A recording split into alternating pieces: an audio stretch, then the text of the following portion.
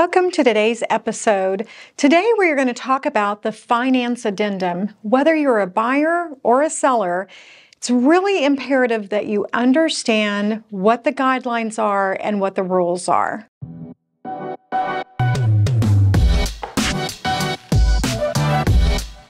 So the finance addendum is going to be attached to every purchase offer that you make, unless you're lucky enough to be paying cash. Then there is no finance addendum. What is the finance addendum? It basically outlines what the rules are regarding your financing when it's related to the purchase offer, your obligations, and really it breaks down what happens to your earnest money based upon whether or not you can get the loan. So there are several different styles or forms used for finance addendums. Typically in our market, there's two. There is the GTAR, which stands for the Greater Tulsa Association of Realtors, and that is through our MLS board. And then there is the OREC, and that's OREC, which is the Oklahoma Real Estate Commission, which is a state form. Now, every company may have their own that's slightly different or branded, so I really want to stress that at the end of the day, what matters is what you've signed, not what you've read not what you've heard or what someone told you, but what you've signed. So the key points here are to read it and know what you're agreeing to.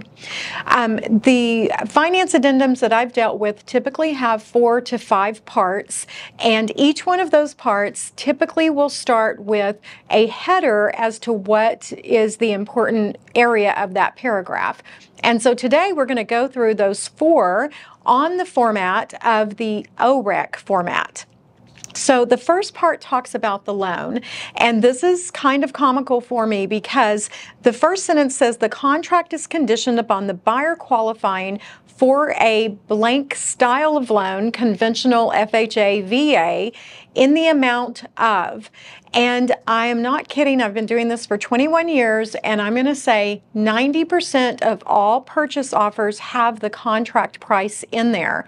Why is that not correct? Because very few loans let you borrow all of the money for the loan. Typically, you're putting some amount down, such as an FHA loan or a conventional loan.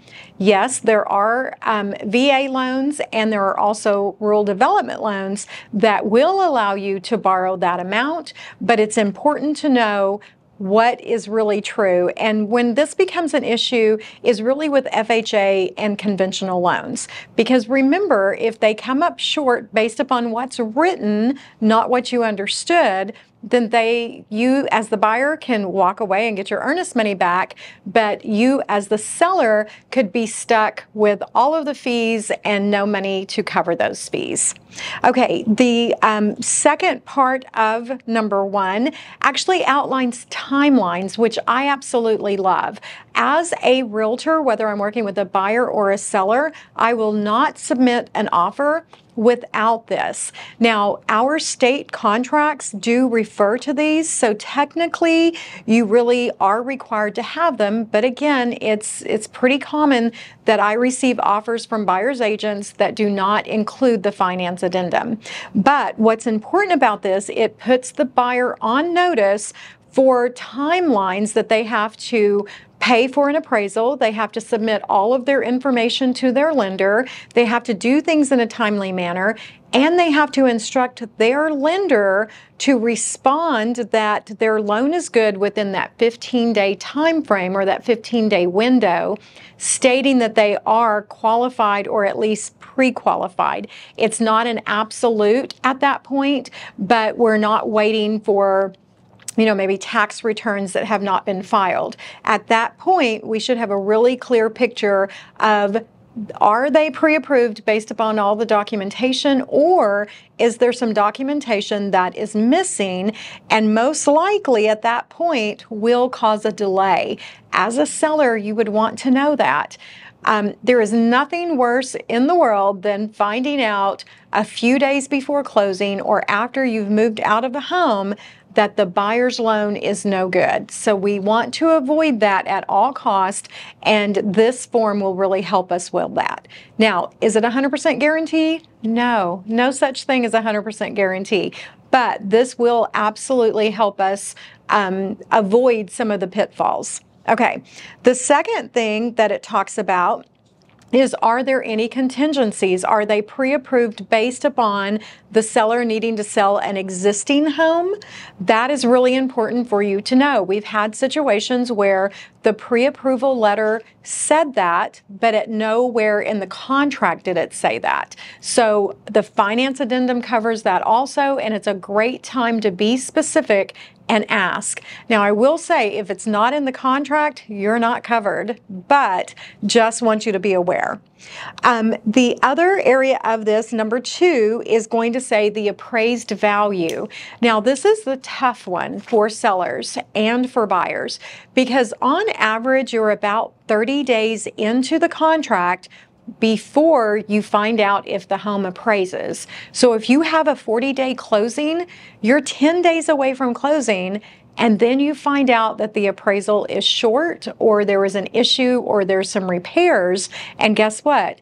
You have a couple of options there. The buyer can cancel and walk away. The seller can choose to renegotiate the price, or they can actually come to terms at somewhere in the middle. You don't necessarily have to go all the way down. But it's really important to know that if you are planning on packing and moving 3 weeks before closing, if you're moving anyway, go for it. But if it's only for this one purchase, you may want to rethink that and make sure that you have the appraisal back before you completely move out of the home, because then you have a home that's sitting vacant. Same thing if there's tenants. Before you move the tenants out, you might want to make sure that the appraisal is good. Okay, loan and closing cost. Again, I love this form. I was going to say that's one of my favorite parts, but they're all my favorite parts because it really does clarify what you are paying as a buyer or what you are paying as a seller. And again, this is so, so important. So often I'll receive a purchase offer, regardless of what format they used, a contract. It will not say anything about closing costs, and it looks really, really great, and I'm super excited. And then the last page is the finance addendum, and on the finance addendum, they are asking for $12,000 in VA closing cost. So that changes the actual purchase offer considerably and how the seller is going to respond to that. Also, as a buyer, it's really important to know that unfortunately there are sometimes where you've gone online and gotten a pre-approval and spoke with a loan originator, which is different than a loan officer. The loan originator is someone who just takes some basic information and says, based upon this information, you are qualified to spend $250,000. But what they haven't told you is that you may have $10,000 in closing costs.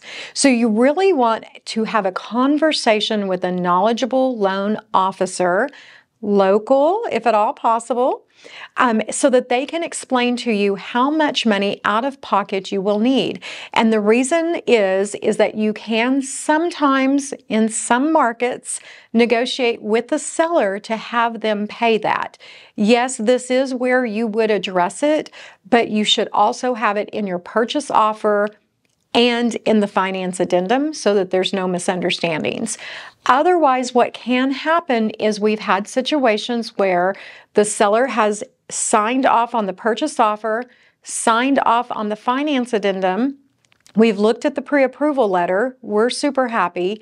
And then the buyer's agent contacts us back and says, hey, we didn't realize that the buyer did not have the $10,000 in closing cost, and we're going to have to either renegotiate or cancel the contract.